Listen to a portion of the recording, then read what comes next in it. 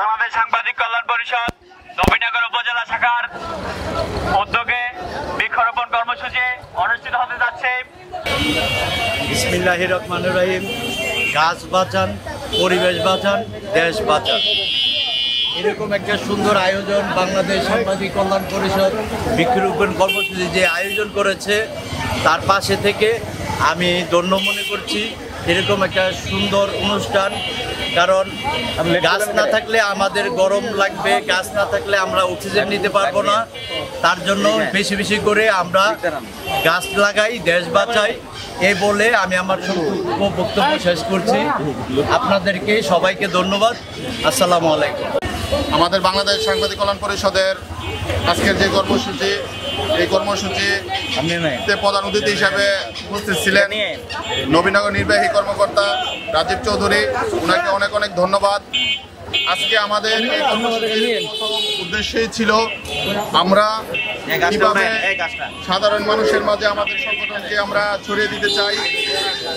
আমরা আসলে বাংলাদেশ সাংবাদিক কল্যাণ পরিষদ আমরা সব সময় আমরা মানুষের কল্যাণের জন্য আমরা কাজ করি। সাংবাদিক কল্যাণ পরিষদ নবীনগর শাখার উদ্যোগে আজকে বৃক্ষরোপণ কর্মসূচি আমরা পালন করতে যাচ্ছি।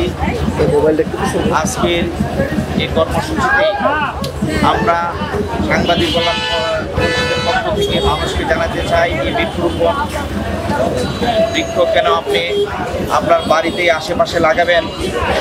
এটা কারণ হলো মানুষের যে অক্সিজেন, মানুষের হৃৎপিণ্ড সক্রিয় রাখার জন্য আমরা অক্সিজেন প্রতিনিয়ত শ্বাসের সাথে আমরা অক্সিজেন করি।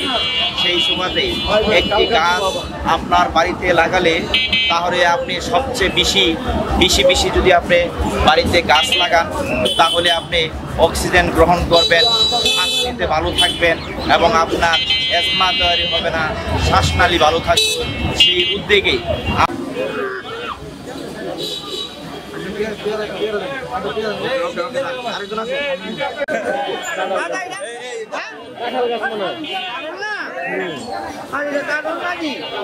কাঁঠাল গাছি